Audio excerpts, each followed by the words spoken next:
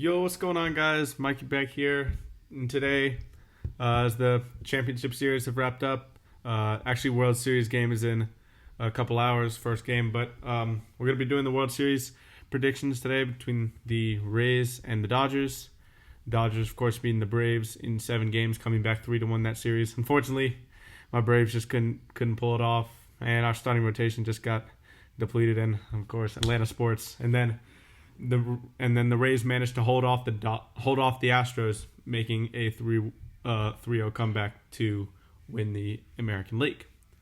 So, as normal, let me know after the video or in the comments section if you guys want me to do something with the offseason about a specific team. I may do, since my team's the Braves, I may do something along the lines of what they might do in the offseason once it's over, once it gets here. But anyways, let me know what you guys want to see next. And let's get straight to it. So, classic comparisons: bullpen, starting pitching, and offense. Starting with the Rays. The offense for the Rays it's a weird one, kind of, because they didn't really get that many hits versus the Astros in the championship series.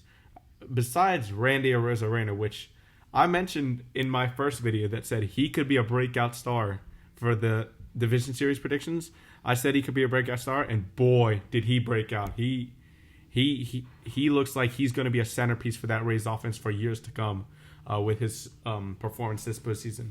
But other than that, and Mike Zunino stepped up too a little bit. But other than that, Brandon Lau's been struggling. Willie Adames has been struggling. G-Man Choi's been all right. But really, Brandon Lau and Willie Adames, two guys in that lineup that have a lot of speed. If they can get on base, they could wreak havoc on the base pass, steal some bases, get in the pitchers' heads a little bit. To have a chance against the Dodgers, Brandon Lau and Willie Adames, I think, will need to get going. And as far as the Dodgers' offense, we could see what they did. They scored 11 runs in 1 inning against the Braves. Scored 15 runs that game. The Dodgers, they have very patient offense. Watched all 7 games between the Braves and the Dodgers. Their offense is so patient. They're waiting for you to make a mistake. And once you make a mistake, they don't miss it. Cody Bellinger, for example, it was like an 8-pitch at bat or 7-pitch at bat. Fouled off like 3 straight or 4 straight pitches until he hit that home run off of Chris Martin, eventually to hit the game-winning homer in Game 7. So the Dodgers, Justin Turner, Cody Bellinger, Max Muncy, Mookie, Corey Seager, all of those guys were really patient. And Chris Taylor had a good series as well in the bottom of their lineup. Really, 1 through 9, they can hit anywhere. So, anywhere and anyone. So I'm going to definitely give the offensive advantage to the Dodgers here. But if the Rays, struggling guys like Adames and Lau can get going, I think the series could be a little bit closer. For the starting pitching, I'm going to give the advantage to the Rays here with their big 3, of course. I'll always talk about it. Glasnow, Snell, and Morton. Morton had an amazing Game 7 against the Astros. Was it, I think, 5 1/3 shutout innings? Something like that. But he's been amazing this postseason. Glasnow has been really good this postseason. And Snell hasn't looked as sharp as he can be, but he's still been good.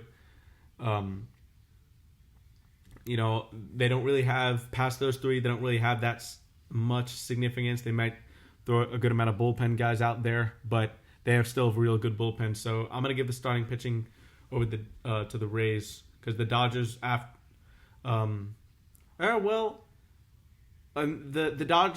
Rays may have more household names with those 3, but Julio Urias looked really good in the series against the Braves. Shut him out the last 3 innings of Game 7.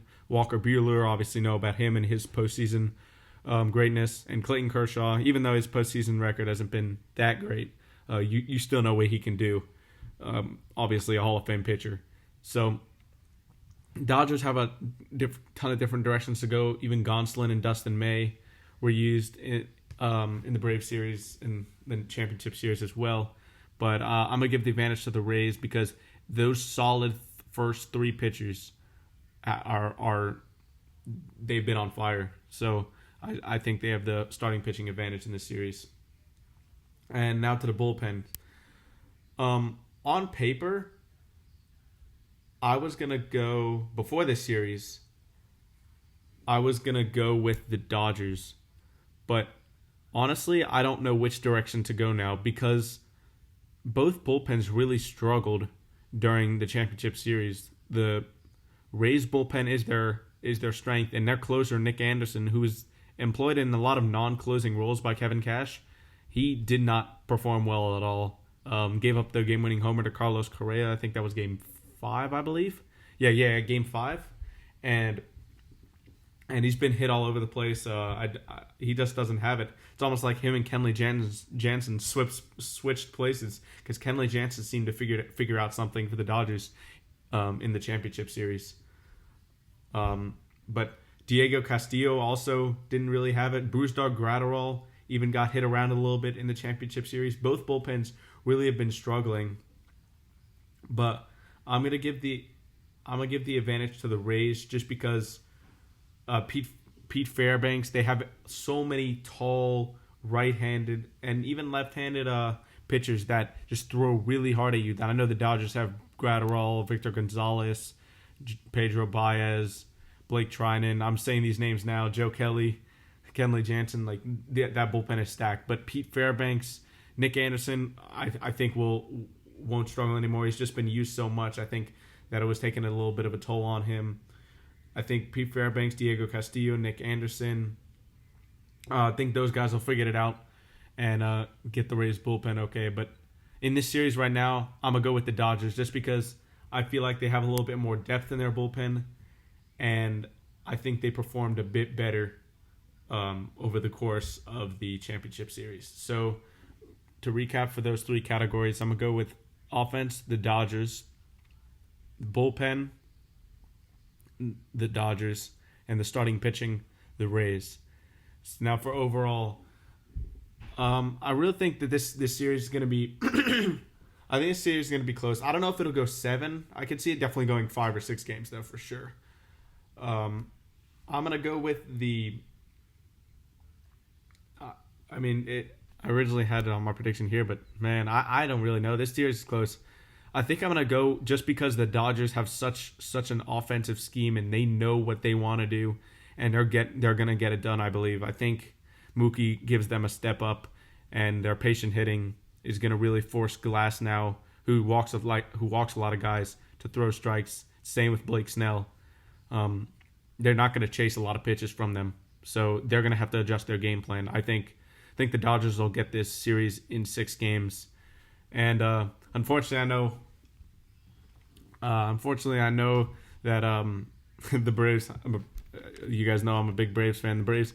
I thought the Dodgers would win in 6 games. I predicted that, and then I said the Rays would win in 7 games against the Astros, and I also predicted that. So I predicted everything up from the division series, championship series. Now hopefully can predict the World Series. I'm going with the Dodgers in 6 games. So let me know if you guys want any more videos for the off season, and then starting with when the NBA season comes out, I'll probably be doing more videos on that. So let me know what you guys want to see in the future. Don't forget to like, comment, subscribe. See you guys later.